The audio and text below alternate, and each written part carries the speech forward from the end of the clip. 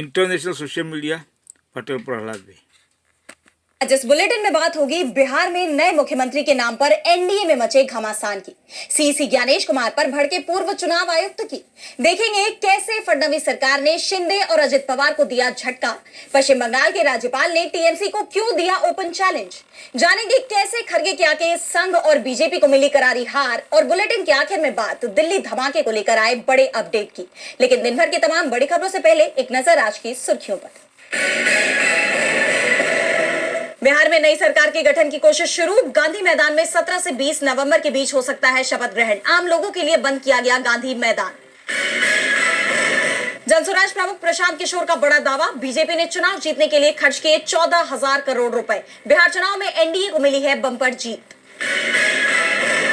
सपा प्रमुख अखिलेश यादव का सरकार पर बड़ा हमला, कहा यूनिटी इन डाइवर्सिटी ये हमारी पहचान रही है। हिंदुस्तान की इस पहचान पर संकट पैदा कर रही है ये सरकार।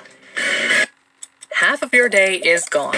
कोलकाता टेस्ट में टीम इंडिया को मिली करारी हार। 93 रन पर आउट हुई टीम इंडिया। 30 रनों से दक्षिण अफ्रीका ने भारत को दी शिकस्त। 3 ही दिन में कोलकाता टेस्ट गंवाया।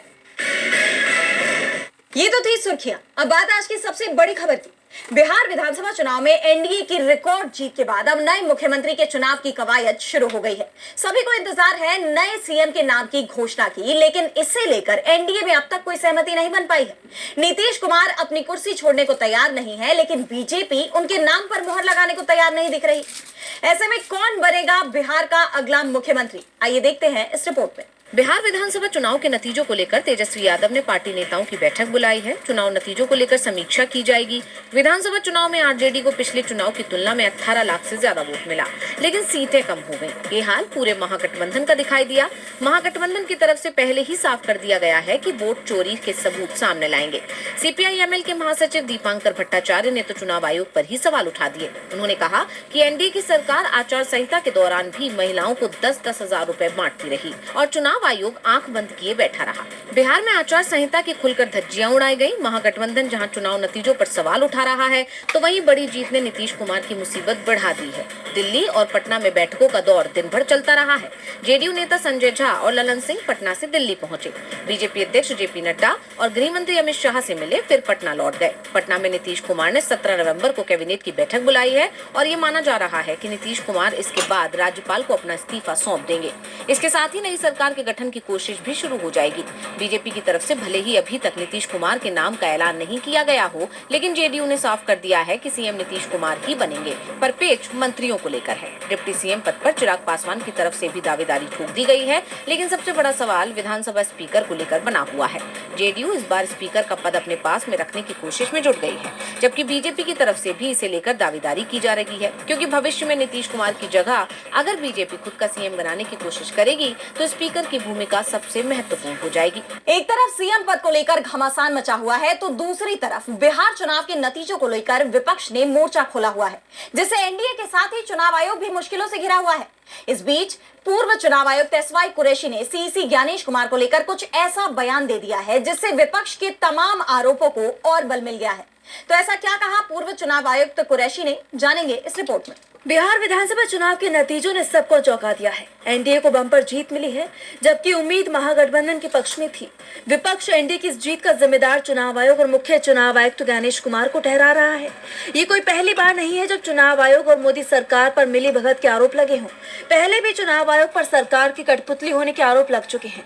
वहीं अब पूर्व मुख्य चुनाव आयुक्त एसवाई कुरैशी ने विपक्ष के इन आरोपों पर मोहर लगा दी है। एक इंटरव्यू में उन्होंने चुनाव आयोग के क्रियाकलाप पर सवाल तो उठाए ही, साथ ही ये भी कहा कि पहले चुनाव आयोग ज्यादा स्वतंत्र था, वहीं अब एक चपरासी पर भी एक्शन नहीं लिया जा सकता। अपने बयान में एसवाई कुरैशी ने कहा कि कांग्रेस के 4 मिनिस्टर को मैंने चार्जशीट किया था, आज चपरासी पर भी एक्शन लेकर दिखा दे। क्या चुनाव आयोग हलफनामा देगा कि किसको डिलीट किया, क्यों डिलीट किया? उनका ये बयान साफ साफ चुनाव आयोग पर सरकार की कठपुतली होने के आरोप को पुख्ता कर रहा है। साथ ही उन्होंने बिहार में एसआईआर प्रक्रिया में मिली गड़बड़ी और वोटर लिस्ट में पता जीरो होने पर भी सवाल उठाते हुए कहा कि क्या चुनाव आयोग हमें या आपको उस घर में ले चलेगा जिसका पता 0000 लिखा है। मजाक बना दिया है पूरे देश का। जैसा आप जानते हैं कि बिहार चुनाव में एनडीए की जीत पर अहम भूमिका चुनाव आयोग की मानी जा रही है, जिससे आयोग की निष्पक्षता पर सवाल खड़े हो रहे थे।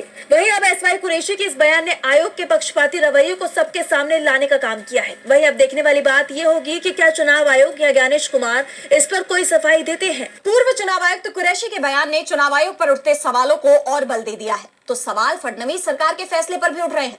सरकार ने शिवसेना यूबीटी प्रमुख उद्धव ठाकरे को बाला साहेब ठाकरे के स्मारक न्यास का प्रेसिडेंट नियुक्त किया है, जिससे राज्य में तमाम तरह की चर्चाओं को हवा मिल गई है। बीएमसी चुनाव से पहले आए इस फैसले से दोनों ही डिप्टी सीएम एकनाथ शिंदे और अजित पवार की नींद उड़ गई है। देखिए ये रिपोर्ट। महाराष्ट्र में बीएमसी चुनाव से पहले एक बड़ा राजनीतिक फैसला सामने आया है। इस फैसले ने महायुति में शिंदे और अजित पवार की टेंशन बढ़ा दी है। फडणवीस सरकार ने उद्धव ठाकरे को बाला साहब ठाकरे राष्ट्रीय स्मारक न्यास का अध्यक्ष नियुक्त किया है। राज्य में इस फैसले को महायुति में संभावित तौर पर तनाव के तौर पर देखा जा रहा है, क्योंकि शिवसेना में टूट के बाद एकनाथ शिंदे अपनी पार्टी को ही असली शिवसेना बताते रहे हैं और इसके चुनाव चिन्ह पर भी दावा करते रहे हैं। ऐसे में उद्धव ठाकरे को यह अहम पद सौंपना कई सवाल खड़े करता है। पूछा जा रहा है कि क्या यह महायुति में दरार का संकेत है, जहां बीजेपी अपने सहयोगियों को यह पद देने के बजाय उद्धव ठाकरे को यह पद दे रही है।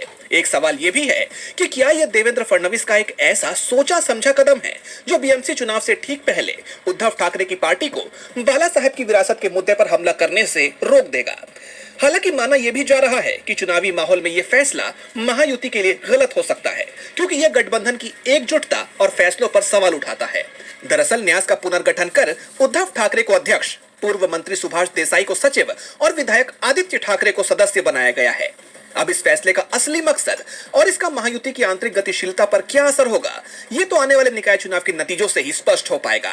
लेकिन एक बात साफ है कि फडणवीस के इस फैसले से शिंदे और अजित पवार नाखुश जरूर हुए होंगे। फडणवीस सरकार ने एकनाथ शिंदे और अजित पवार दोनों को ही झटका दे दिया है, जिससे राज्य की सियासत गर्मा गई है।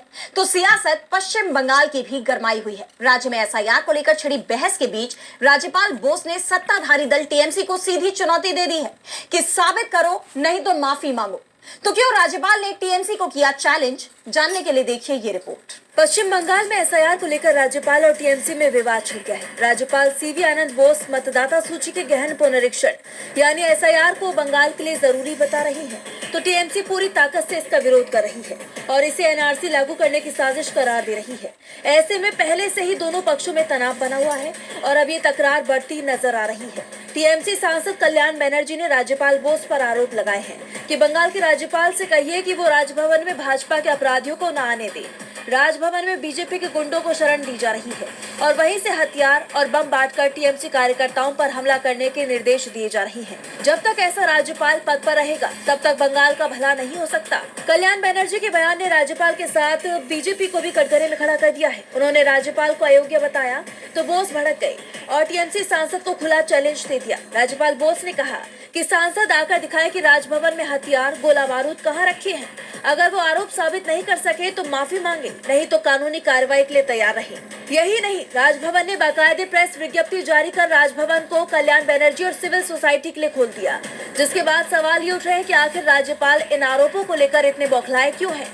बहरहाल जिस तरह एसआईआर को लेकर राज्य में बहस छिड़ी हुई है, उससे एक बात तो तय है कि चुनाव आयोग के लिए बंगाल में एसआईआर कराना आसान नहीं होने वाला। पश्चिम बंगाल में एसआईआर को लेकर चुनाव आयोग की मुश्किलें बढ़ती नजर आ रही हैं। हालांकि इस बीच कांग्रेस अध्यक्ष मल्लिकार्जुन खड़गे को जरूर राहत मिली है।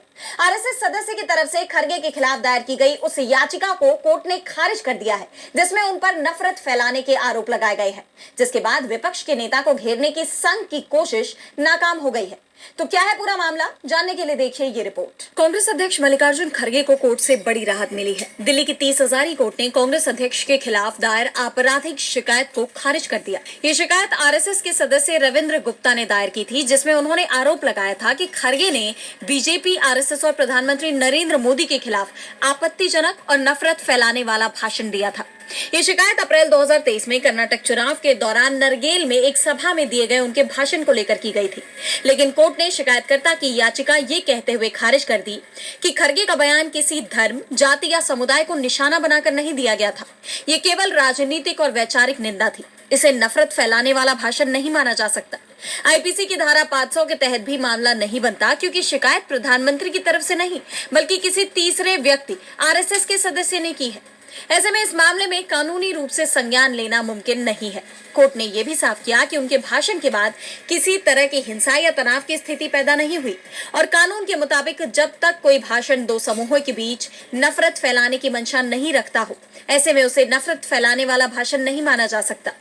गौरतलब है कि इस मामले में पिछले साल दिसंबर में भी कोर्ट ने खड़गे के खिलाफ एफआईआर दर्ज करने का निर्देश देने से साफ इनकार कर दिया था और अब खड़गे के खिलाफ किसी भी कार्रवाई से इनकार कर दिया है, जिसे संघ की बड़ी हार के रूप में देखा जा रहा है। कोर्ट के इस फैसले को संघ और बीजेपी की बड़ी हार के रूप में देखा जा रहा है तो बैकफुट पर बीजेपी सरकार में मंत्री इंदर सिंह परमार को भी आना पड़ा। बीते कुछ वक्त से एमपी सरकार में मंत्रियों के लगातार विवादित बयान सामने आ रहे हैं और इसी कड़ी में अब शिक्षा मंत्री परमार ने महान समाज सुधारक राजा राममोहन रॉय पर बेहद आपत्तिजनक टिप्पणी कर दी। हालांकि बाद में विवाद बढ़ता देख उन्हें माफी भी मांगनी पड़ी। तो क्या है पूरा मामला, देखिए इस रिपोर्ट में। मध्य प्रदेश की बीजेपी सरकार में मंत्री इंदर सिंह परमार के बयान ने बीजेपी के लिए मुसीबत खड़ी कर दी है। मामला महान समाज सुधारक राजा राममोहन रॉय से जुड़ा हुआ है। राज्य के शिक्षा मंत्री परमार आगर मालवा में बिरसा मुंडा की 150वीं जयंती कार्यक्रम में बोल रहे थे। इस दौरान उन्होंने राजा राममोहन रॉय को अंग्रेजों का दलाल बता दिया और जिसमें देश के कई सारे लोगों को भारतीय समाज सुधारक अंग्रेजों ने बना रखा था, जिसमें राजा राममोहन राय भी थे, वो भी अंग्रेजों के दलाल के रूप में देश में काम करते रहे हैं और उन्होंने धर्मांतरण का जो चक्र चलाया था उसको रोकने का साहस यही। वीडियो सामने आने के बाद मंत्री सहित पूरी बीजेपी की काफी आलोचना होने लगी। विवाद बढ़ता देख मंत्री इंदर सिंह परमार को बैकफुट पर आना पड़ा, जिसके बाद उन्होंने एक वीडियो जारी कर अपने विवादित बयान पर प्रायश्चित की बात कही। माफीनामे में उन्होंने कहा कि प्रसिद्ध समाज सुधारक श्री राजा राममोहन रॉय जी ने अपने काल में समाज सुधार का बहुत काम किया है। उनके लिए त्रुटिवश निकले गए शब्दों पर मुझे दुख है, मैं प्रायश्चित करता हूँ। परिस्थिति में अंग्रेजों ने जिस प्रकार के षड्यंत्र किए थे उस संदर्भ में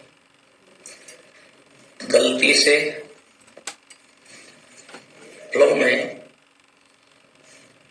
देश के प्रसिद्ध समाज सुधारक राजा राममोहन जी राय के बारे में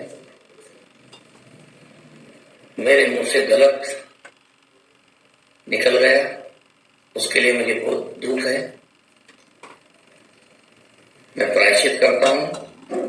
With our cutting-edge chart trading को लेकर राजनीतिक और सामाजिक संगठन लगातार विरोध दर्ज करा रहे थे। मंत्री के माफी मांगने के बाद ये मामला शांत होता है या नहीं, ये तो देखना होगा। लेकिन इस बयान की वजह से महापुरुषों को लेकर बीजेपी की विचारधारा पर सवाल खड़े हो गए हैं। और बुलेटिन के आखिर में बात दिल्ली धमाके को लेकर आए बड़े अपडेट की। तो जम्मू में हुए ब्लास्ट से दिल्ली धमाके के तार जुड़ रहे हैं, जिससे मामला और सनसनीखेज होता जा रहा है। और अब इस मामले में मुख्य आरोपी के सीसीटीवी फुटेज भी सामने आए हैं। साथ ही मौके से 3 कारतूस भी बरामद किए गए हैं। तो क्या है इस मामले को लेकर ताजा अपडेट, जानेंगे इस रिपोर्ट में। दिल्ली के लाल किले के पास हुए कार धमाके के मामले में जांच एजेंसियों को बड़ी सफलता मिली है। खुफिया सूत्रों ने 3 संदिग्ध डॉक्टरों उमर, मुजम्मिल और शाहीन को मिली 20 लाख की फंडिंग का ट्रेल उजागर किया है। आशंका है कि ये पैसा हवाला नेटवर्क के जरिए आतंकी संगठन जैश-ए-मोहम्मद के एक हैंडलर की तरफ से भेजा गया था।